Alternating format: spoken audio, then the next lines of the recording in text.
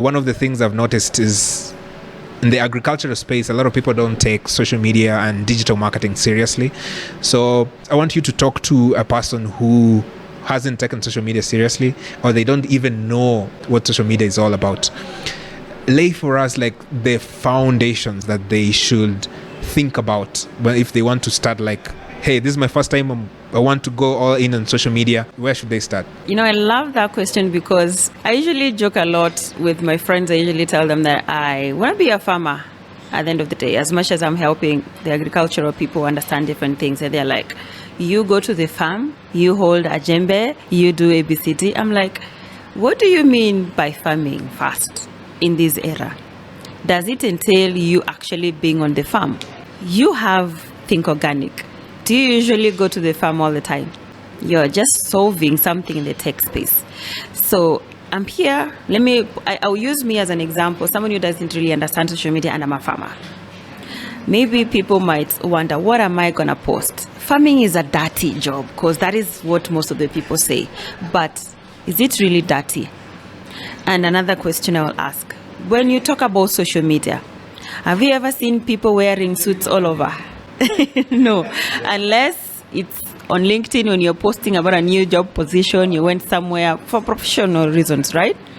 Social media is, I will go back to what I said when I started. Social media is like that meetup you do with your friends when you want to know what is happening with everyone. And that is why every social media platform always asks you what is in your mind or what is happening, and what do you think, what is in your mind? Because they are asking you to share what do you want other people to know. I'm a farmer. I'm in the farming space. I've never been on social media, but in high chances are I might be having social media platforms to just engage with people, to know what is happening. Nowadays, we get all our news from social media. And you want now to transition from just getting information or also sharing what is happening around you too. I want to position myself as a farmer in this space, and I want to grow myself. I want you to think about this. If I have to ask you, tell me about yourself, what will you say? Will you be like, give me until tomorrow, I see what I can do today, and then I will tell you? No, you'll be like, I'm so and so, and this is what I do. In the farming space, there are so many things that happen. It doesn't have to be just about your farm. You can start the conversation from a broader perspective.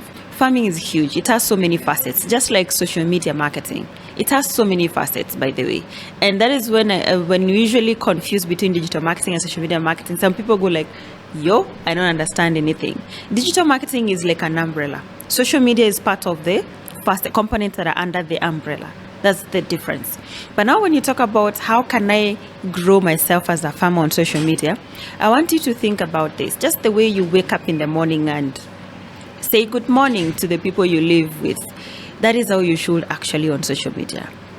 Just say, yes, good morning, fellow farmers. What are you up to today? If you're going to the farm, take a photo, share about it. It's just like sharing your story throughout the day.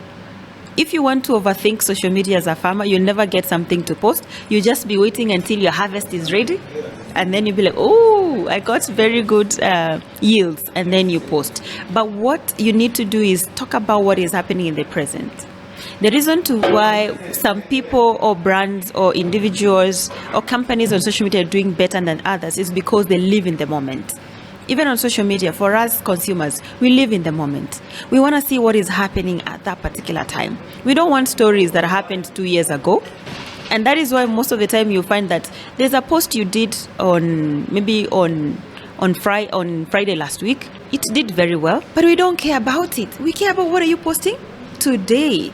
So as a fan, what are you posting at that particular time, that day? Even if it's a challenge, post it. Even if it's an opportunity, post it. Something you planned out, post it, but don't overpost. So there's actually overposting. Yeah, you get bored. You're too much into you want us to be all over our face, everywhere. You be like, no, Brian, you need to stop. Some people might unfollow you. So by posting it, I feel like you need to balance also. By balancing, I mean talk about you, talk about your farm, talk about the industry, talk about your fellow farmers. And that is what actually has made farming in the social media space interesting. Collaboration, not competition. Because I've seen so much collaboration between you guys, and I really appreciate what you're doing. And that is what has made social media in terms of farming easier and very engaging other than any other industry. If you have noticed, especially on Facebook, you see a group on tomato farmers. They are encouraging each other, they are growing, they are talking about their challenges, and because they understand each other in a way that the area is for learning, and learning, you never know if you're going to get the yield that you are projecting. It helps actually have the conversation from time to time. So for a farmer who's starting, I want you to think about social media as something new every day. The way you wake up to a new day, you hope everything will be great, but you're also wondering if something gonna go bad. Talk about those great stuffs. Talk about the bad moments. Engage with your fellow people. Ask them what is happening. Sometimes you don't have to share anything. Look for people to come to your platform to talk about it. And the most important thing on social media is conversations. Farmers are people who love talking. I'll tell you for sure, because they're constantly talking about their farms, constantly talking about their yields. They're thinking about the market. They're thinking about the yield. They're thinking about the pesticides and all that.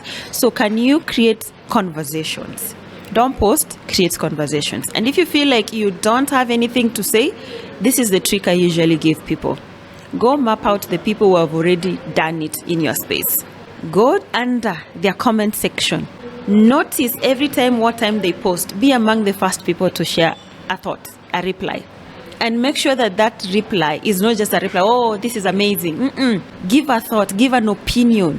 Guide them on 1, 2, 3 if you feel like they didn't share much. Because high chances are someone will click your profile from what you commented.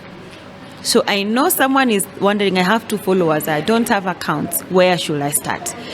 Find out the people already in this space. Brian is here. Leverage his podcast, leverage his YouTube channel on social media platforms. Be among the first people to actually comment. Because one thing I've noticed about collaboration is the connection and relationship you build. And relationship is not built by, hey, yo, I got your number from so and so, I want us to do ABCD. No, you have to learn the person. That's why most of the time we reach out to someone, you'll be like, hi, I love what you're doing. I've been engaging you. I loved this post. So you can pull people closer and make them want to engage you more. So for a farmer, first things I would say, don't overthink. First, go out there. Even if you think Brian is too far to reach, you can. It's actually very close. Yeah, it's a DM away.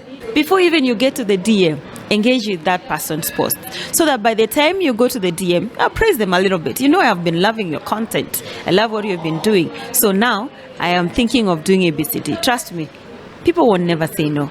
And that is how you start the collaboration. And find communities, because nowadays you have so many farmer communities.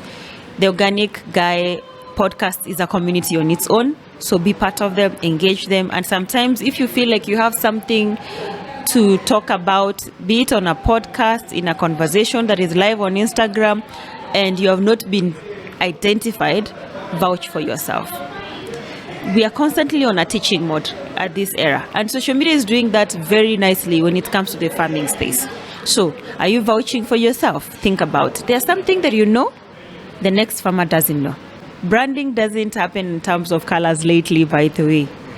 Branding is more of also, how are you identifying yourself in front of people? What kind of image are you living? What kind of perception are you living? And that is why we usually say, for us at the moment, branding is what kind of conversation are we living in a room where we were. If people are not going to talk about us, then there's an issue.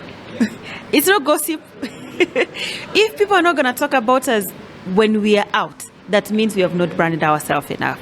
So how are you going to do it? Poke holes. Find where you can be able to fit in. Vouch for yourself. Talk about what you do. And also don't shy away from blowing your own trumpet. I usually tell people, be shameless at growth. When you want to grow, don't shy. Do it, and do it boldly. That's a lot of great insight that you've given there. And something interesting that I've picked up is, don't wait for it to be perfect. I mean, a lot of people just want to show like the end results. And I think there's a lot of things that can be gained from the struggles that the farmers are going through. And if I look, actually, most of the content that a lot of people tend to enjoy, at least relate to, is the struggles that farmers are going through, right? So maybe I had a crop and rains came and they destroys all my crops. So those kind of stories I think are more relatable because there's so many people who are going through the same thing, and farmers most often are not willing to share those kind of stories.